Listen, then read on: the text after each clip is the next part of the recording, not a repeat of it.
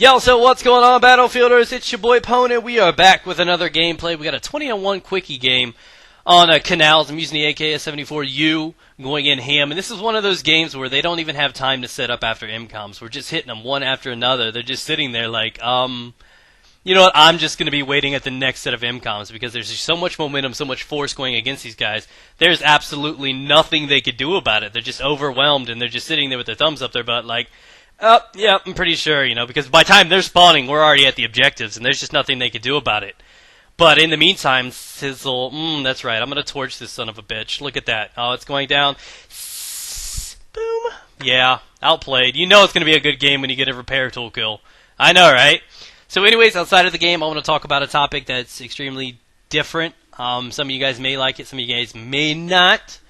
But it's something I want to talk about to make me feel better. And, I like refreshing it. I like talking about the gameplay. I like talking about goofy stuff, but sometimes I like doing real talks. I like the comfort of knowing, that because some people put like commentators on a pedestal, they idolize them, and I like it when I'm just treated like another person. So that's why I like to give real life stories. So people get that reminder that I'm not some super special fucking badass guy because I play video games post on the internet.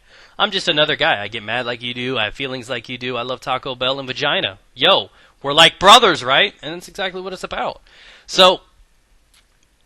Basically, I want to talk to you guys. Earlier today on Call of Duty commentary, I don't know, probably a lot of you guys don't watch it, but I posted up and I let them know, but, I believe my grandmother's dying right now, and I know it's kind of weird, there's no easy way to just say it, but she's going through renal failure, which is kidney failure, and, there's nothing we could really do. If she was younger, something to do about it, it's fine. She's 80 years old now, well, I think 79, coming up on 80, and this woman is a fucking tank. There's simply put. You know what? Scratch that. Let's put it back. She's an Amtrac. This woman is an Amtrac right now. She has more courage, power, and respect in her little pinky than I do in my entire body. This woman is a straight up tank, and there's simply no other way to put it. That's how I can summarize her. She had about, I'd say, was it 15, 20 years ago? I really don't remember because I can't, I'll explain here soon. I don't remember how long ago it was. But she had her first health problem, 15 years ago, just for the sake of it. She had a stroke. The stroke rendered her paralyzed. So she was able to move one arm and bend her neck a little bit, but she wasn't allowed to do too much. She lost the ability to speak. And that day was the day that our family was severed. And I know that sounds weird, but that's what happened. Now keep in mind, our family is redneck. We got a lot of rednecks, even though they may not act like it. Our family's from Kentucky. She's got, what she have, 7 or 8 kids? That was a decent family. So I've got 7 and 8 uncles, something like that, somewhere around there. Lost one of them in a car accident years back. Actually, when I was just a kid, I was, 3 years old or something. But I guess what happened is, about 15 years ago, my grandmother had a stroke, and she wasn't able to talk anymore. And what you don't know about this woman is, and we're going to call her MawMaw because that's what I call her. So, MawMaw Pwnstar. She was a straight legend. She was able to hold the family together when nothing else could. This family did nothing but bicker, compete, argue, complain, whose kids are better, I make more money than you. That's the kind of family we were. And one thing that really, really bonded this family together was religion. And that may be part of the reason why I honestly could give a rat's ass about religion. I think it's a waste of time. But religion held this family together, but it was also their weakness. It was part of the way that they competed, whose kids were more well-behaved and less of sinners, and that's kind of what happened after after MawMaw actually was paralyzed and the family just severed. It wasn't like a slow process. People were arguing over who's going to sell, this and that, and what's going to happen, where they're going to put her, who's getting rights, and it's like, it was so messed up. And what happened was, the family just separated. I was no longer good enough to play and hang around any of the cousins. I wasn't religious, therefore I must be a sinner. And that's kind of what happened. I mean, I was just some little hellspawn or something in their eyes, and I was never going to be good enough to be a part of the family. I was just this bad kid, and they'd hold it over my father's head and everything like that, who I've never been close to.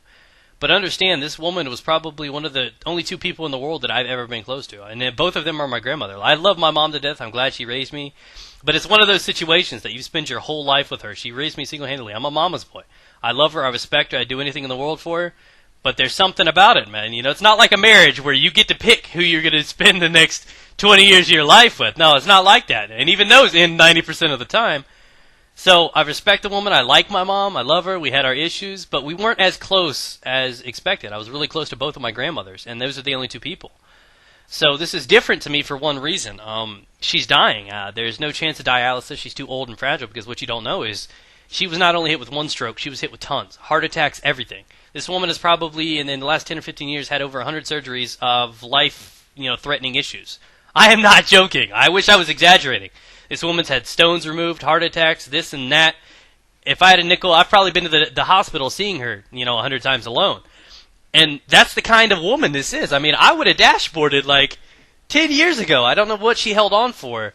And I feel bad. I honestly feel bad that, this could be her last pancake, these last few days for her. And, hopefully she makes it a few more months. I would love to see that. But I really feel bad because she got to witness this whole thing. She was the glue that held the family together, and she got to see the family tear itself apart and start to control, and things went downhill. We've been separated and just misconstrued the whole time. And it hasn't been the same. I mean, I was never really close to the family anyways. I was never good enough. They were always, he's a sinner. He doesn't go to church. He doesn't pray. And I was, never good enough for this family. And it's crazy, because they still hold that over my head. They don't invite me to any family things or anything like that. So I have nothing to do with my father's side of the family. And then, they're like, oh, yeah, we're so great. We make $100,000 a year. We have 4 kids. They're all going. They got full scholarships. I'm like, you know what? YouTube me, bitch. And it's like they've always acted like they were better. And I feel bad because that's what my grandmother gets to witness. The last 15 years, she got to see her family just tear themselves apart. And I feel bad knowing that's what it was. But I wish I remembered much about her, too. I don't know if I was 5 years old or 10 years old when this happened, 15 or 20 years ago. But, I remember her smile. I remember her food. I remember her goulash. I remember all kinds of great things about her. I don't remember watching her walk, though. I can't remember her standing. So there's certain things I could see and remember and certain things I can't. I just remember the kind of person she was, the nature she had. She's like the sweetest woman in the world. She's like that kind of woman that would look after all the kids in the neighborhood and just do it forever. Just bake a neighbor a pie or something just for the fuck of it. And she was that kind of woman, and she was heavily respected in our community and family. The kids were pain in the asses. My uncles and everything, they're all assholes. They're all fucking scrubs. They are. They're horrible, horrible. For such a sweet woman, they turned out horrible. And that was the moment that side of the family kind of just dwindled and died, and it feels sad. I feel sad because I would have liked to see what would have happened if the ability to walk and talk was not taken away from her. I don't know why bad things happen to bad people, and it's different to me. I can handle death. I celebrate it. Okay, that kind of came out wrong, but I remember. I smile. I remember what the person was good for. I handle death in an entirely different way than most people. I don't cry. I don't mourn. It's different. I mean, I'm sad about it. I miss them, but they're gone. You know what I mean? It's something I just can grasp. But I've never dealt with knowing someone's going to die and you just got to wait it out. This is new to me, and this is entirely different. And it's kind of hard on me, I'm not going to lie. I feel like I miss her already and she's gone already and she's not. And it's just like, I know she's too old and fragile for dialysis. I know they're not going to put her through that. I know there's nothing they can do, so it's basically a matter of a waiting game. She's also got a health complication, so they're worried about keeping her potassium low because if that spikes up, her heart could stop at any time. So it's like sad to know that so much went wrong to such a wonderful woman, and I swear to God, this woman held on more than anything. MawMaw is a beast, and I love her more than anything. Unfortunately, she was only there for 5 or 10 years of my life in that aspect. I was no longer allowed to be babysat. I wasn't allowed around the family, and I wish I could remember better times, but I don't, and I wish I remembered more of her, and it's just kind of sad, really. But at the end of the day, I just wanted to let everybody know that she was important to me, and hopefully you guys have someone that is very important to you. You never know when this will happen, so go tell your mom, your grandma, your dog, your Pokemon cards, whatever you hold dear, that you love them, because life needs to be cherished and remembered.